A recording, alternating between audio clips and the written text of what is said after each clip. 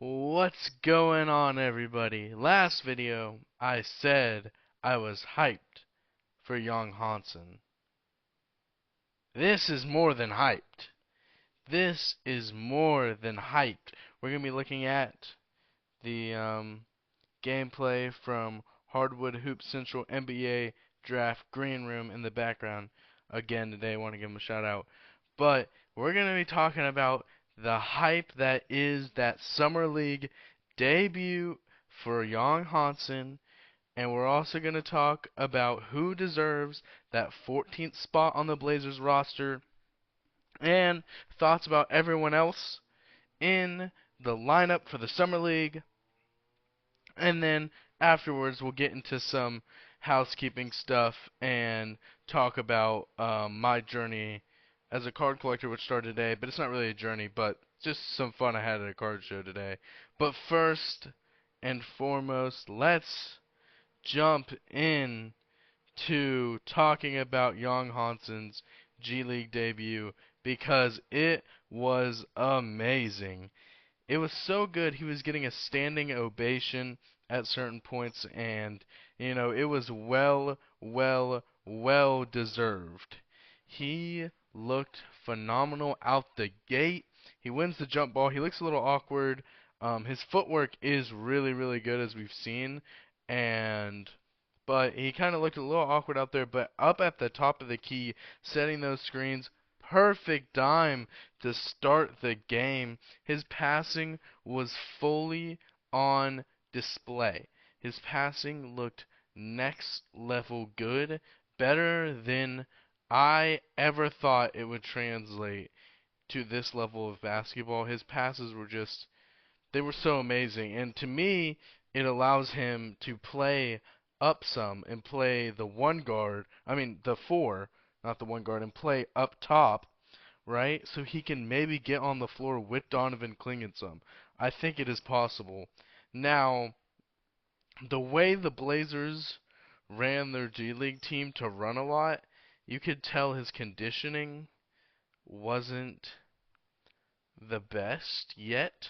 He got gassed pretty fast, which is understandable because that Blazers team was out and running whenever they got a chance, and he did look like he needs to work on that a little bit, but that doesn't worry me. His conditioning will for sure get better.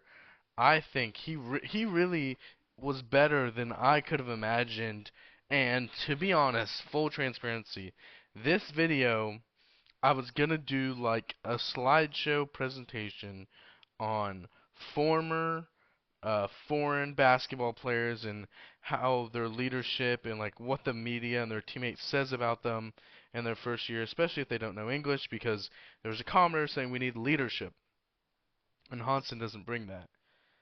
He brought leadership.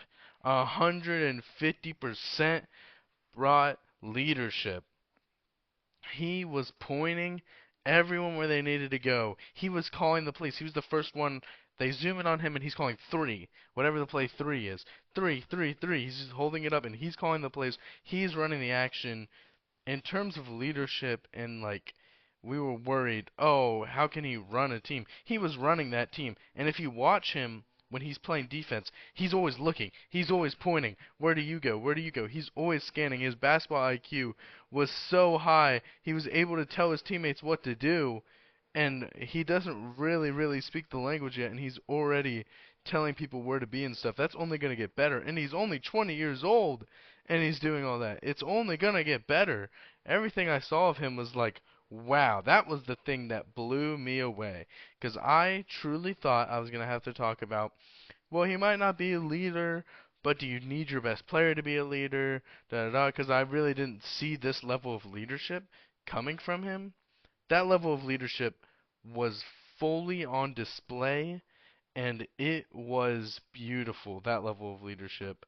Um, it was just it was the one thing that stood out to me of like, wow, this has nothing to do with basketball, but this is what's going to help the team a lot. He also was smiling the whole time, right? We'll get into specific plays and what he excelled at, but he was smiling the whole time, and he even is ready for the NBA, complaining to the refs a little bit, which is fine. Again, standing ovation there in Vegas, and it was well deserved. Alright, so one thing we're going to look at here, we're just going to look at one play from this game. This play right here is by far his best play. So he's going to dribble.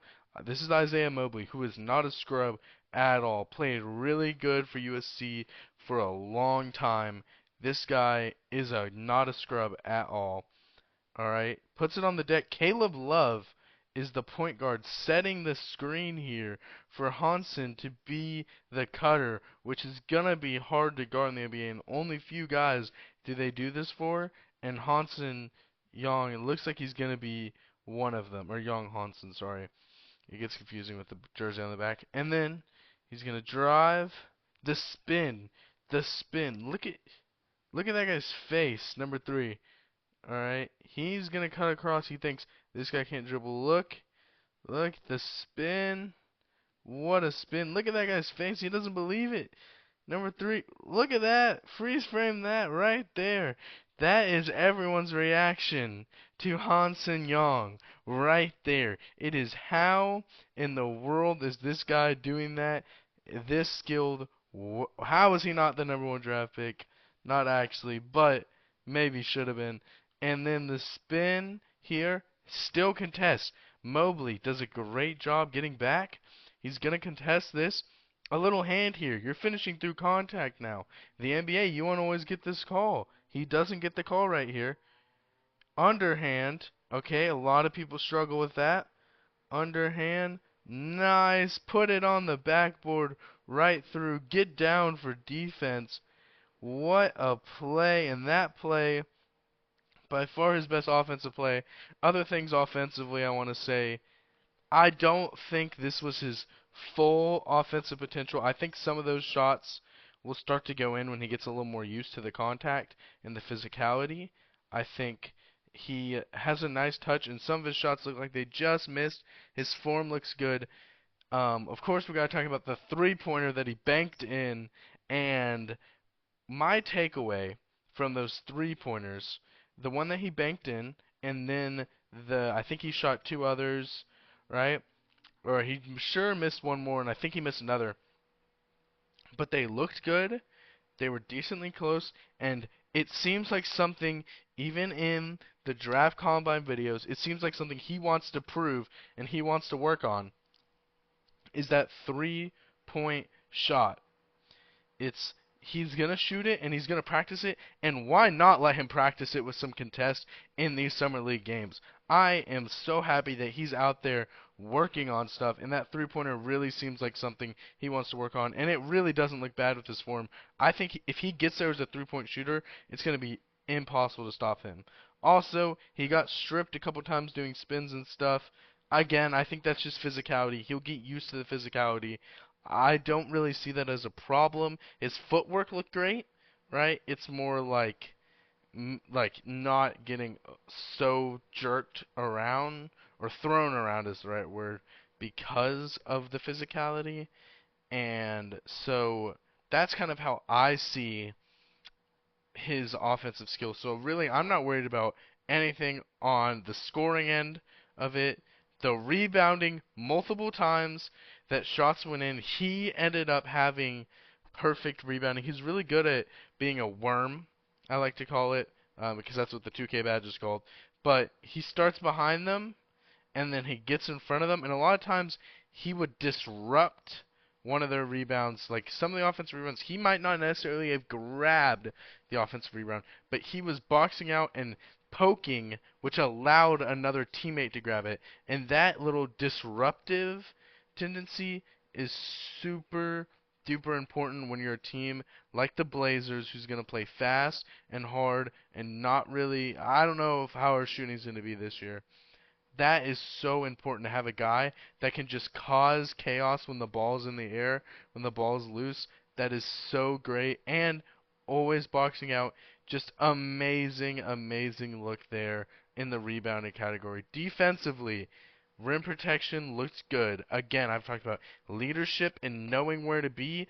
was so good. He always knew where he was supposed to be. If you watched him off ball, because I'm gonna be honest, I spent most of this game specifically watching him and what he was doing, and oh my goodness, was if you watch him, his positioning was so good, so good in these situations, and I mean, he was telling people where to go. A lot of times, certain people get lost. I think it's gonna maybe, I don't know if it's him that's a little, he doesn't like switching as much as most guys do in the NBA, and I don't know if that's by design. Like, it's hard to tell. Did coach tell him, hey, don't switch as much, right? Because he still switched a little bit, but only in these situations. This is where he switched.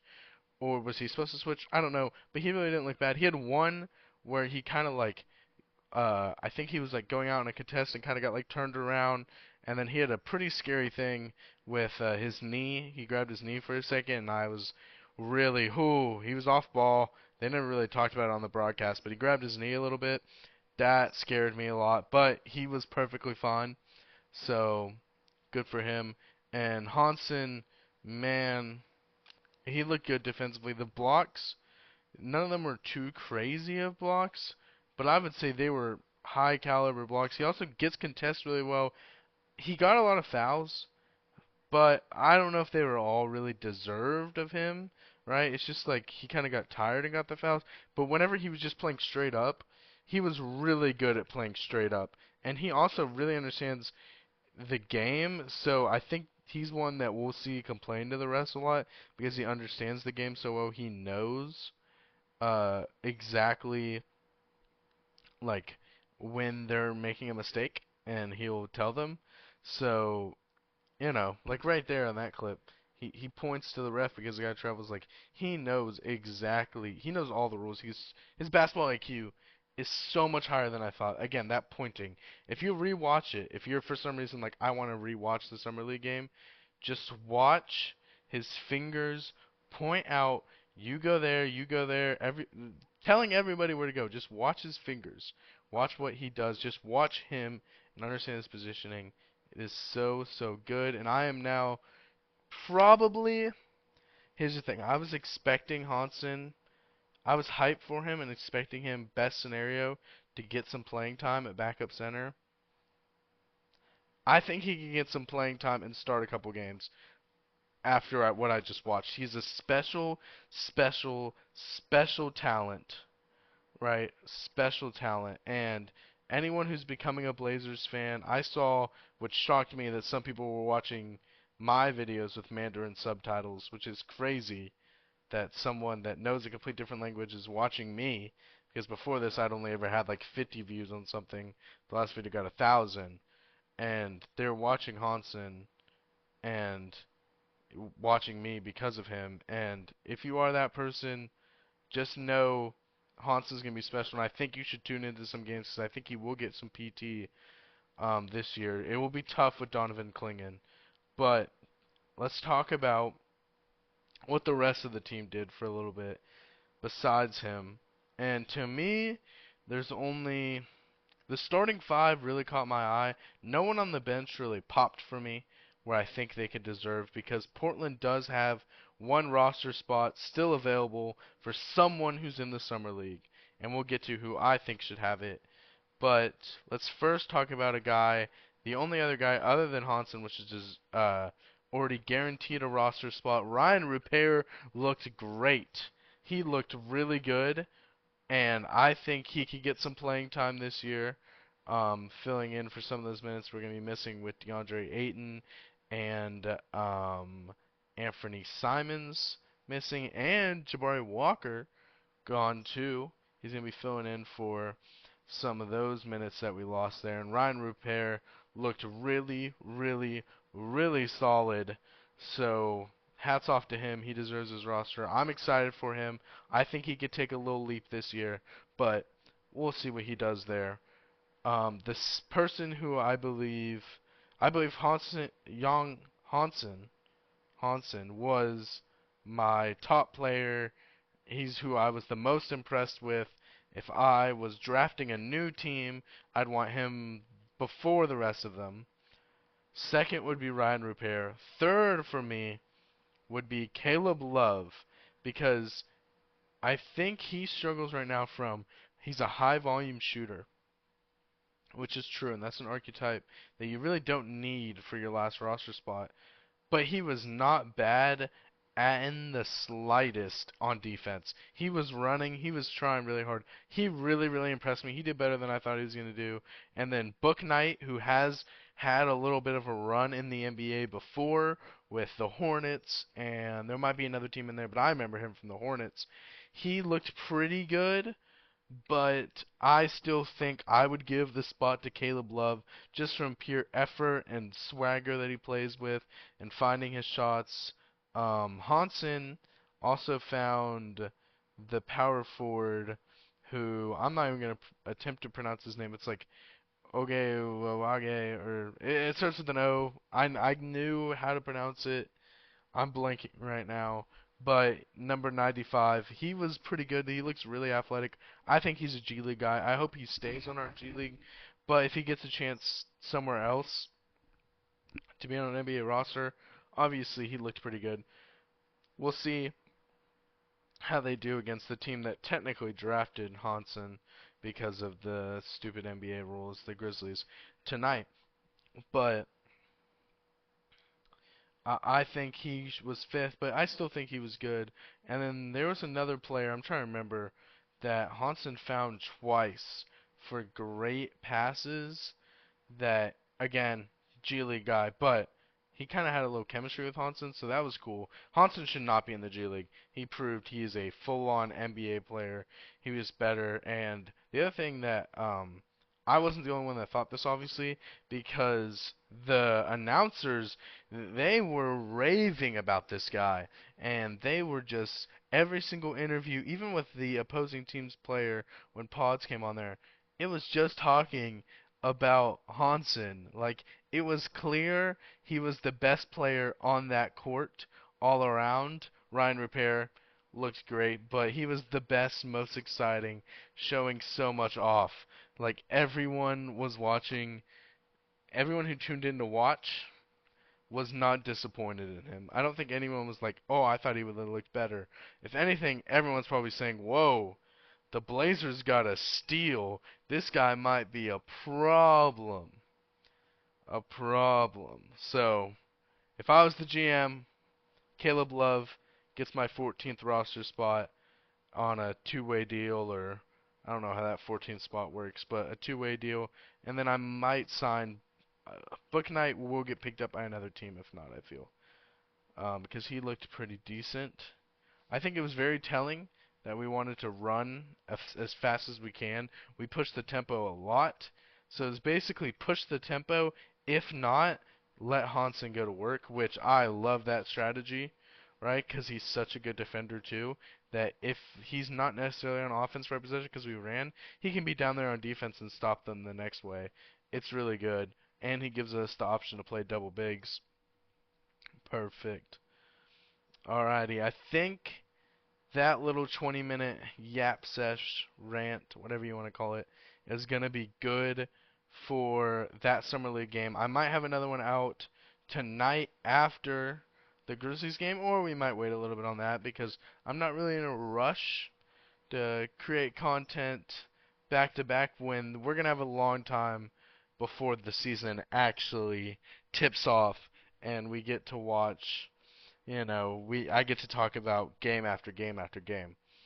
But once that happens, I'll be uploading a lot more. I'm also, this part is the part where if you're just watching to learn about the Blazers or Hansen, you can go ahead and log off because this next part will be mainly about myself. But for me, I have 3 more classes to finish up. If y'all can leave a congratulations in the comments, because I'm about to have my associate's degree, as I'm already working full time, so that's all I'm gonna get.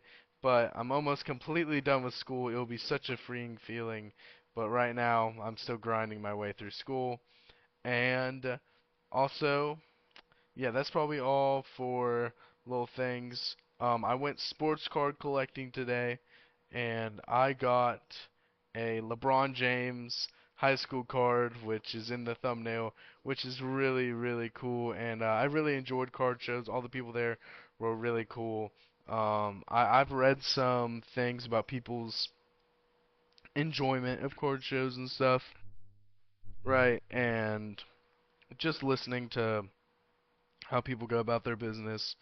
And I'm just really hoping I can get into it. Maybe get some investment cards. I bought lots of Bonix cards for Oregon and a couple Portland Trailblazers cards. I'm gonna be chasing the Hansen rookie card whenever those packs first come out, and then I probably will chase Tez Johnson too. If you are still listening and you're just a fan because of Hansen, all I want to say is you guys should become all Oregon sports fans because there's a lot to love here. You can see all the jerseys that we have and Nike and all that and really just be ingrained in that culture. Our football team's good, even though I know most of y'all people that are probably big basketball people, you might not be football people, and that's okay. Also, our Oregon basketball team has a pretty good center and a pretty good chance this year to do something. So, just become a fan of all the Oregon sports teams if you're all here for Hansen while you're here because we're all going to be with him for a while. He's going to hopefully be a Blazer for life. Um, yeah. Thank y'all.